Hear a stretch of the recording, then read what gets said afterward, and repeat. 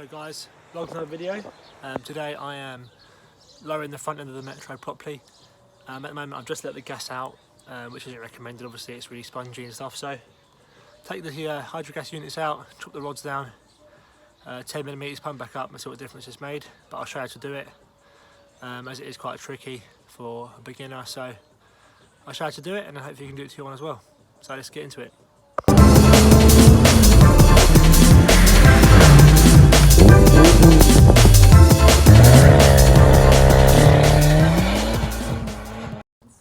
First step is got to jack the car up, obviously, to get to the unit which is in there. Got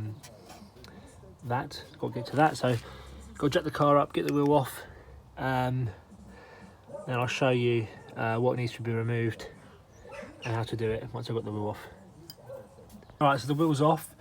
I've got to release the pressure from the unit first of all, obviously, but to get it out, it's 1, 2, 3, 4 10 mils. And then it should come this way. The suspension is going to drop down, obviously, because there's going to be no pressure in it. But this is the thing here that we need to cut. 10mm off this equates to about 30mm ride height drop. So just need to drop the gas out, the liquid out. So you're going to want something underneath it to catch it all, because obviously if you're reusing it, put it back in. Once you've got the pump, obviously you're going to need a pump for this as well. You can get it on eBay. I'll put a link in the description for the one I've got. And Hydragas suspension fluid. If you haven't got any alternative, it's coolant, but recommend obviously using the proper stuff. So let me drain the gas out and then I'll come back to you. One thing you're also going to need if you're carrying out this is these little valves here. They're individualising valves, and basically it means that each corner of the car can be adjusted accordingly on the pressure. So without them you're pretty much pointless lowering your car, because it's still going to sit funny even with the standard suspension and lowered. So that's how I drain it. Just got to push a little pinion on that end there, it'll drain. Underneath I've got a bucket that's going to catch all of the fluid in, and then I can start removing the bolts to get the can out. So yeah. Alright, so I've got most of the fluid out. Some of it's in there, some of it's in the bucket. It makes a mess, so you've got to be careful, really, don't get it on your hands.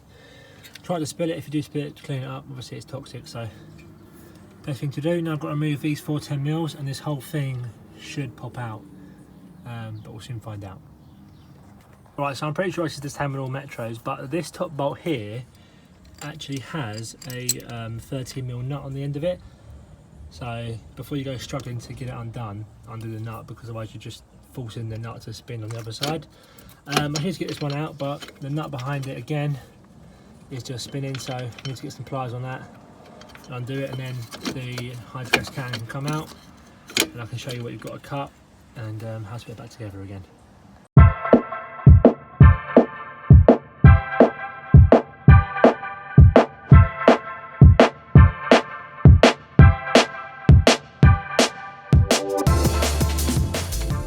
Okay, so once you've got the cover plate off, this is now free to come out.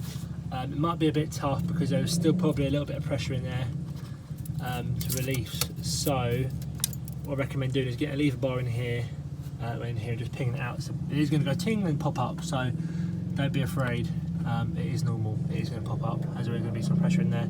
Unless the only way to really get all the pressure out is to jack the bottom of the disc up all the way and then undo the valve, so that all the fluid comes out of it. So that is the way to do it. We'll just pop out of a crowbar and then I'll back. Right, so just show you a little comparison of the rear and the front setups on Metros. So this is a rear suspension unit that will go in there. That's what gives the rear the spring. This is the front suspension unit. Has this little helper spring inside here. And this is the bit that we are shortening by 10mm. So you can measure it, cut it by 10mm. I'm going to just sand the inside of that out because it was hard to get off the car. And then it should slide on, and then we can just put it back together and pump it up, and then we've got a 30mm shortened suspension. Might give them a little paint when I'm off, just to give them a little bit of a lick up. But yeah, that's a little bit that goes on the end there. To lower it, I'm just cutting 10mm off of that on the front of the Metro. I'll show you how to lower the back in another video. This is for the front, so it needs to be shortened by 10mm, and then we can get back to putting it back together. Alright, so basically if you're like me and you want the car lower and stiffer at the front, you can cut more off of here. I've cut 15mm off of here, which equates to about 55mm drop. But you can always pump, the higher you pump the can up, obviously the higher the ride height is, and in turn it'll be stiffer. So the more you cut off, the stiffer the suspension will be, but you will also have to cut the top off your knuckle, because that now touches the inside of there at the bottom. So that needs to be chopped off, and then refit the can, and we can come back up and see the difference in ride height. Alright, so I've cut the top off. As you can see, it's possibly the worst looking cut you've ever seen, but it will work. I've cut the top off. I need to grab the can and just see if it will now fit on top. I'm going to just spray it up a little bit just so it goes on easier.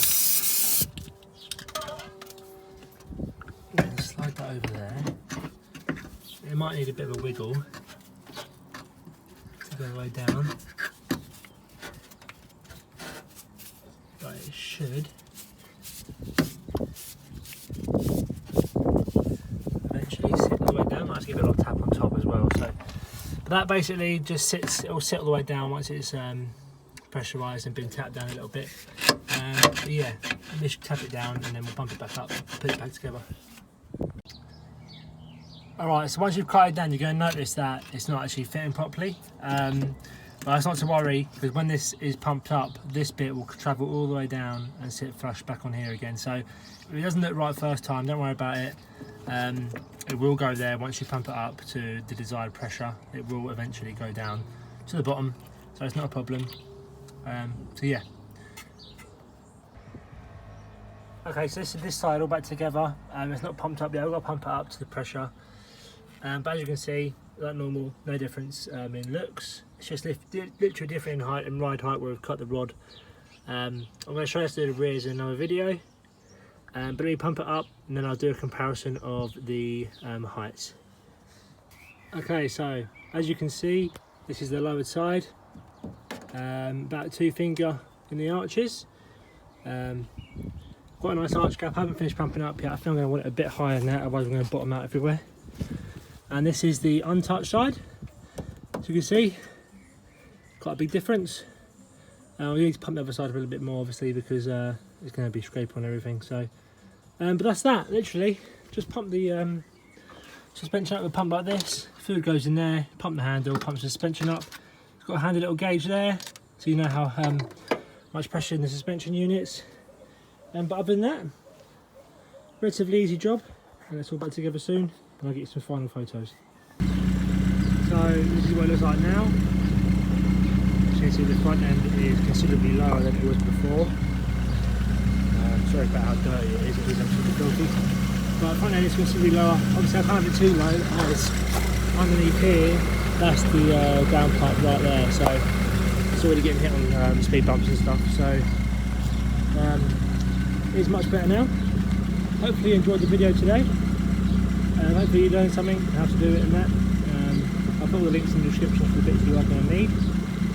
But other than that, thank you for watching today, and please subscribe for more.